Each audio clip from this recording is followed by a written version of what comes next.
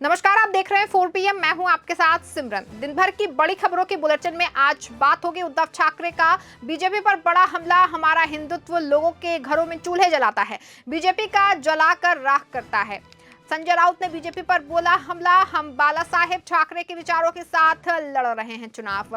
CM आतिशी ने कैलाश गहलोत का इस्तीफा किया मंजूर। आप बोली बीजेपी का गंदा षड्यंत्र। नवनीत राणा की रैली में जमकर बवाल, कुर्सियां फेंकी। मणिपुर हिंसा पर बोले राहुल गांधी, दौरा करें पीएम मोदी।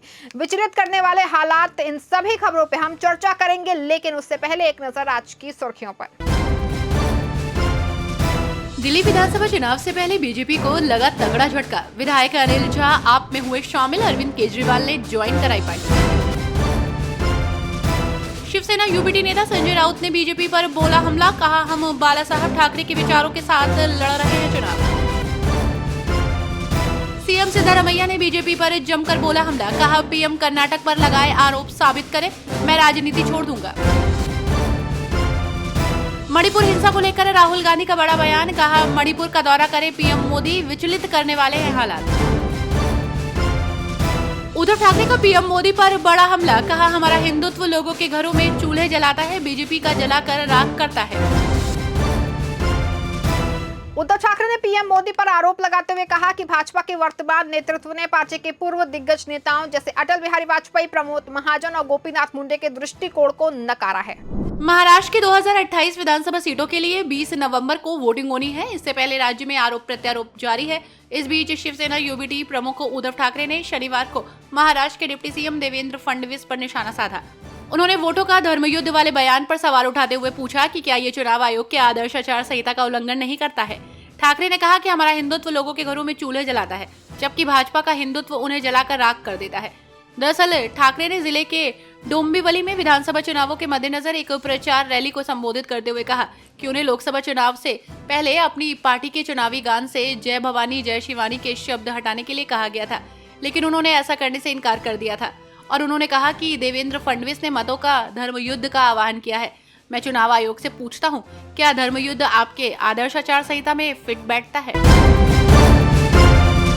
शिवसेना के संस्थापक बाला साहेब ठाकरे की 12वीं पुण्यतिथि के मौके पर शिवसेना नेता संजय राउत ने कहा कि आज का दिन उनके विचारों को याद करने का है।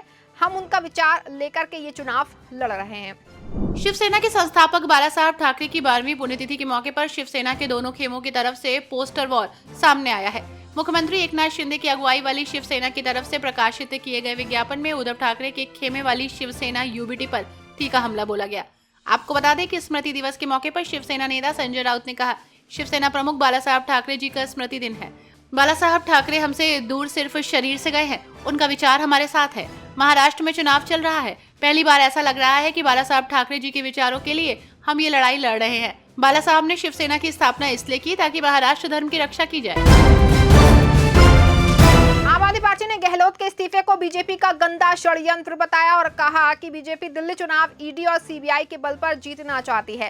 सांसद संजय सिंह ने बताया कि बीजेपी एक बार फिर अपने षड्यंत्र में कामयाब हो गई है। बीजेपी कई दिनों से गहलोत पर ईडी के जरिए दबाव बना रही थी। दिल्ली सरकार के मंत्री कैलाश गहलोत का इस्तीफा सीएम आतिशी ने मंजूर कर लिया है।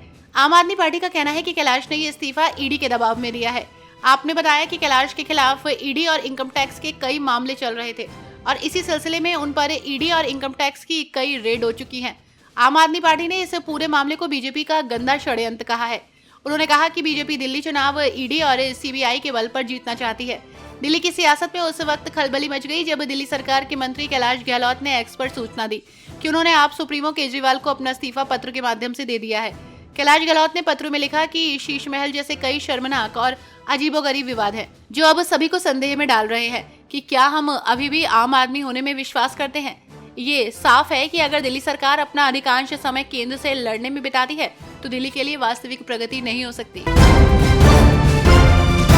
बीजेपी के पूर्व सांसद नवनीत राणा अमरावती के दरियापुर के खल्लार गांव में एक रैली को संबोधित करने पहुंची थी। उनकी रैली में जमकर बवाल मचा। नवनीत राणा ने दावा किया कि कुछ लोगों ने रैली के दौरान उन पर कुर्सियां फेंकी। महाराष्ट्र विधानसभा चुनाव काफी नजदीक आ गया है। इस बीच अमरावती के दरियापुर के खल्लार गांव में पूर्व सांसद बीजेपी नेता नवनीत राणा एक रैली को संबोधित करने पहुंची थी। इस प्रचार सभा के दौरान बड़ा बवाल हुआ। बैठक में शामिल होने आए कुछ लोगों ने बैठक में कुर्सियां फेंक दी। पूर्व सांसद नवनीत राणा ने आरोप लगाया कि उन पर कुर्सियां फेंक दी गई हैं। आपको बता दें कि नवनीत राणा शनिवार को अमरावती में रैली करने पहुंची थी। उनकी रैली में जमकर हंगामा हुआ। गुस्साई भीड़ ने कुर्सियां फेंकना शुरू कर दिया। नवनीत राणा ने दावा किया कि भीड़ ने उनकी तरफ भी कुर्सी फेंकी और वो बाल बाल बची। कर्नाटक के सीएम सिद्धारमैया ने महाराष्ट्र के सोलापुर में रैली को संबोधित किया। इस दौरान उन्होंने पीएम मोदी के बयान पर पलटवार किया। सीएम ने कहा कि पीएम मोदी ने कर्नाटक कांग्रेस पर जो आरोप लगाए हैं, अगर वो साबित किए गए तो मैं राजनीति से रिटायर हो जाऊंगा। महाराष्ट्र के रण में उतरे कर्नाटक के सीएम सिद्धारमैया सोलापुर पहुंचे। सोलापुर में जनसभा को संबोधित करते हुए सीएम ने पीएम मोदी पर जमकर निशाना साधा।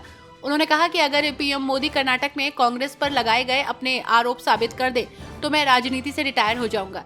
प्रधानमंत्री नरेंद्र मोदी ने महाराष्ट्र में एक सभा को संबोधित करते हुए कहा था कि इन दिनों हिमाचल प्रदेश, तेलंगाना और कर्नाटक जैसे राज्य कांग्रेस के शाही परिवार के एटीएम बन गए हैं।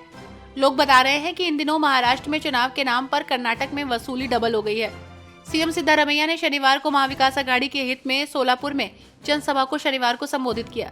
सीएम ने पीएम मोदी पर पलटवार करते हुए कहा कि प्रधानमंत्री नरेंद्र मोदी आते हैं और सफेद झूठ बोलते हैं और चले जाते हैं। अगर वो अपने आरोप साबित कर सकते हैं तो मैं राजनीति से अपने रिटायरमेंट का ऐलान कर दूंगा। साथ ही उन्होंने कहा कि पीएम मोदी मेरी ये चुनौती स्वीकार क्यों नहीं करते, उन्हें किस बात का डर है। सपा नेता फखरुल हसन चांद ने बीजेपी पर निशाना साधते हुए कहा कि समाजवादी पार्टी के इतिहास के पन्ने पलटने की बजाय वर्तमान देखा जाए। समाजवादी पार्टी के नेता फखरुल हसन चांद ने कहा कि आज वो लोग समाजवादी पार्टी पर सवाल उठा रहे हैं जिनका इतिहास मुस्लिम लीग के साथ सरकार बनाने और चलाने का रहा है। समाजवादी पार्टी समझती है कि इतिहास के पन्ने पलटने की बजाय वर्तमान देखा जाए, जो वर्तमान में समस्याएं हैं उन पर बात की जाए। सीएम से हम पूछना चाहते हैं कि उत्तर प्रदेश में जो समस्याएं हैं उनका क्या होगा। झांसी मेडिकल कॉलेज हादसे को लेकर सपा प्रमुख अखिलेश यादव ने यूपी सरकार पर हमला बोलते हुए लापरवाही का आरोप लगाया है। सपा प्रमुख अखिलेश यादव ने झांसी मेडिकल कॉलेज की दुखद घटना को लेकर सीएम योगी के नेतृत्व वाली सरकार पर हमला बोला। अखिलेश ने गोरखपुर घटना की याद दिलाते हुए कहा कि इसे एक उदाहरण के तौर पर पेश किया जाना चाहिए था और उन्होंने बजट और सुरक्षा व्यवस्था के बारे में भी पूछा। सपा प्रमुख अखिलेश यादव ने कहा कि दुख की बात है कि आज इस तरह की घटनाएं हो रही हैं। गोरखपुर में ऑक्सीजन की कमी से बच्चों की मौत हुई तो उन्हें सावधान हो जाना चाहिए था। जब भी ये लोग निरीक्षण करने जाते हैं या औचक निरीक्षण करते हैं, सभी व्यवस्थाएं ठीक पाई जाती है, लेकिन जैसे ही कोई अधिकारी या मंत्री जाता है, अस्पताल वैसा ही हो जाता है। क्या सरकार ने पर्याप्त बजट दिया था? क्या पर्याप्त सुरक्षा व्यवस्था की गई थी? सरकार की इस लापरवाही के कारण 10 बच्चे मर गए और इतना बड़ा नुकसान हो गया। दिल्ली में राजनीतिक घटनाक्रम तेजी से बदल रहे हैं। बीजेपी के पूर्व विधायक अनिल झा ने आम आदमी पार्टी का दामन थाम लिया। आपने शामिल होने के बाद उन्होंने बीजेपी पर जोरदार हमला बोला। बीजेपी छोड़कर आम आदमी पार्टी में शामिल होने वाले पूर्व विधायक अनिल झा ने विवादित बयान दिया है। उन्होंने 14 पंत मार्ग बीजेपी दिल्ली प्रदेश कार्यालय को कत्लगाह बताया। अनिल झा ने आरोप लगाया कि बीजेपी दिल्ली प्रदेश कार्यालय में पैसे की उगाही होती है और उन्होंने कहा कि अगर मैं बीजेपी में रहता तो मेरा भी राजनीतिक कत्ल होता। और उन्होंने कहा कि बीजेपी बड़ी पार्टी होगी, लेकिन दिल्ली का चुनाव अलग है। बीजेपी को दिल्ली के बारे में समझना होगा। आपको बता दें कि अनिल झा ने कहा कि बीजेपी दिल्ली में पूर्वांचल के लोगों का अनादर कर रही है। आपसे कैलाश गहलोत के इस्तीफे पर भी उन्होंने टिप्पणी की। पूर्व विधायक ने कहा कि दिल्ली की जनता कैलाश गहलोत के नाम पर नहीं, केजरीवाल के नाम पर वोट करती है और केजरीवाल ही दिल्ली के नेता हैं।